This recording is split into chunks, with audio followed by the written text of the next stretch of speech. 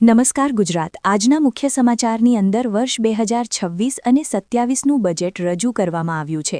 બજેટની અંદર ગરીબો માટે, ખેડૂતો માટે, યુવાનો માટે અને મહિલાઓ માટે 13 મોટી જાહેરાત કરવામાં આવી છે। સાથે મિત્રો, બજેટમાં શું સસ્તું, શું મોંઘું થયું છે?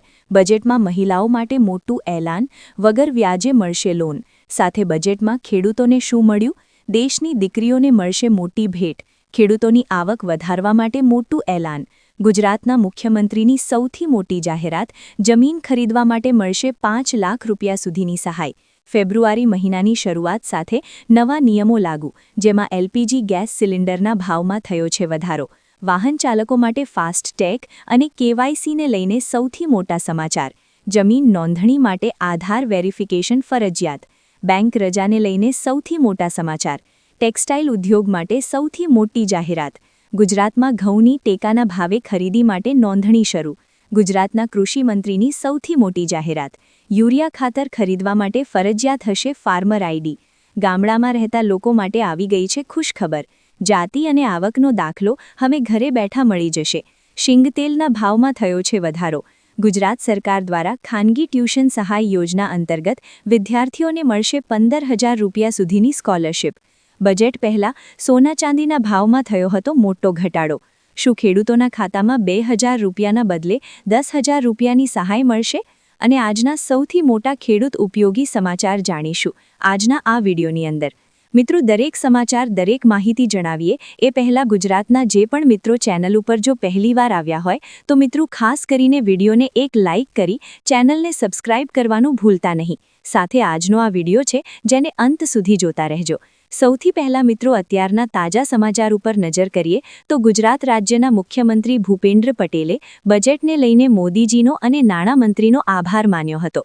તેઓએ એક્સ પર લખ્યું કે આ બજેટ 3 કર્તવ્યો પર જોક આપતું બજેટ છે।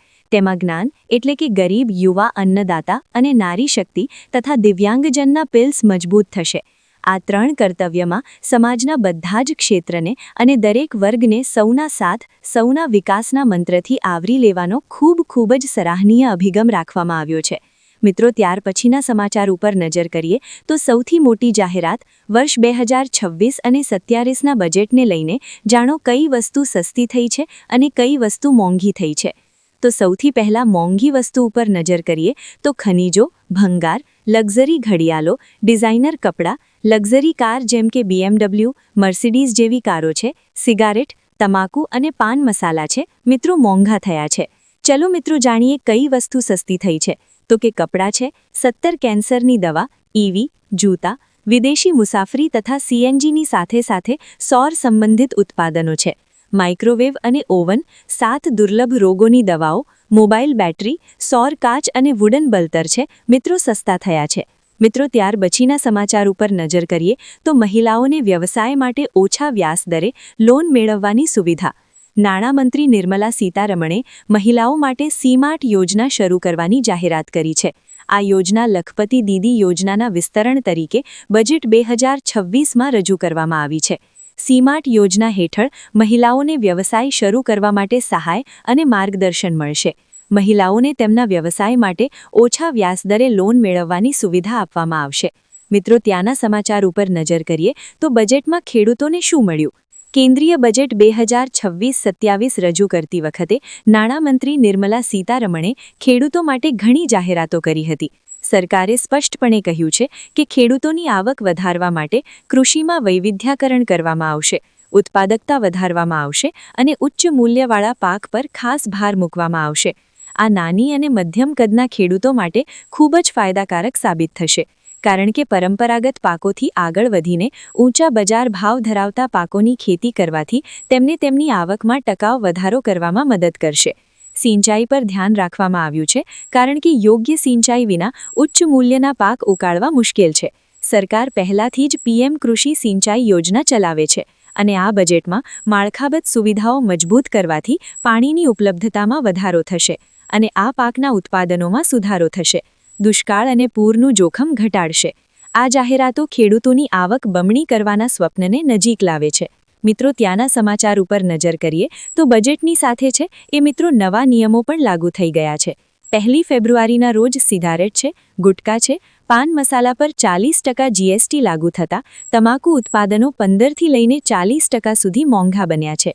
નવી કાર, જીપ, વાહન માટે ફાસ્ટ્રેગ જારી કરતી વખતે નો યોર વ્હીકલ વેરિફિકેશન કરવાની જરૂર નહીં રહે. 19 કિલોગ્રામના કોમર્શિયલ એલપીજી ગેસ સિલિન્ડરના ભાવમાં 50 રૂપિયાનો વધારો થયો છે.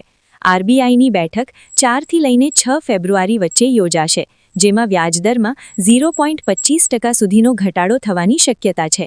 એવિએશન ફ્યુલ સસ્તો થતાં હવાઈ મુસાફરીની ટિકિટના ભાવમાં ઘટાડો થઈ શકે છે. ઉત્તર પ્રદેશથી લઈને કર્ણાટકમાં મિલકત રજિસ્ટ્રી માટે આધાર ઓથેન્ટિકેશન ફરજિયાત બનાવવામાં આવ્યું છે.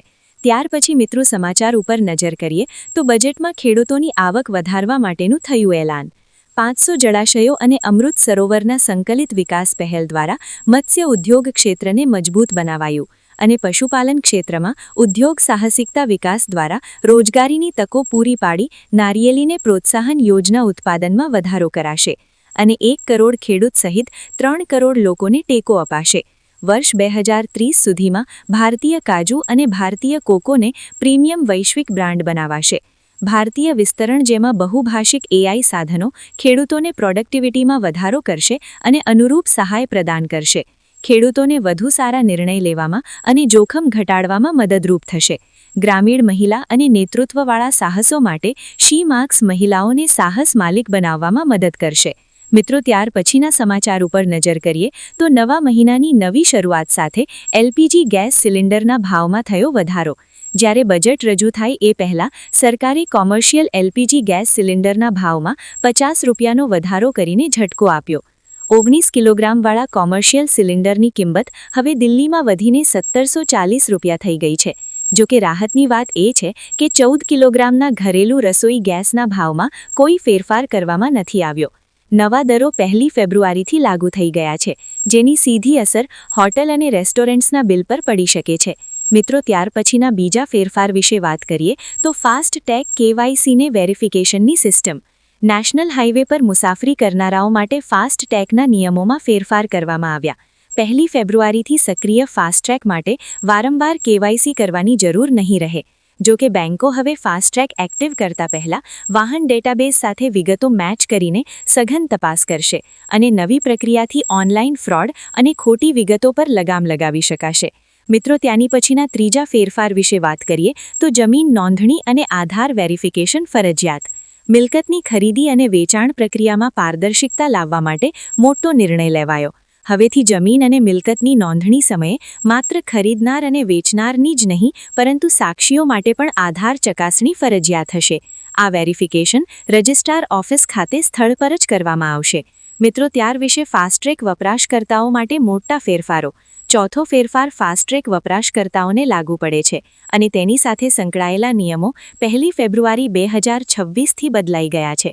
નેશનલ હાઈવે ઓથોરિટી ઓફ ઇન્ડિયાએ 1 ફેબ્રુઆરીથી કાર, જીપ, વાહન માટે ફાસ્ટ્રેગ જારી કરવા માટે કેવાયસી ચકાસણી પ્રક્રિયા બંધ કરવાની જાહેરાત કરી, જે વપરાશકર્તાઓ માટે નોંધપાત્ર રાહત છે. આ નિયમ 1 ફેબ્રુઆરીથી જ અમલમાં આવી ગયો છે. મિત્રો ત્યાર પછીના ફેરફાર વિશે વાત કરીએ તો બેંક રજાઓને લઈને મોટા સમાચાર. જો તમારી પાસે આ મહિને કોઈ પણ તાત્કાલિક બેન્કિંગ કામ હોય તો ઘરેથી નીકળતા પહેલા બેંક રજાઓની યાદી તપાસી લેજો. કારણ કે હકીકતમાં ભારતીય રિઝર્વ બેંકની વેબસાઇટ પર અપલોડ કરાયેલી તારીખ અનુસાર 7 દિવસની સાપ્તાહિક રજા સહિત છત્રપતિ શિવાજી મહારાજ જયંતી જેવા પ્રસંગોના આધારે 8થી 10 દિવસ સુધી બેંકો બંધ રહેવાની શક્યતા છે. નોંધપાત્ર રીતે ફેબ્રુઆરીની શરૂઆત રજાથી જ થઈ ગઈ છે.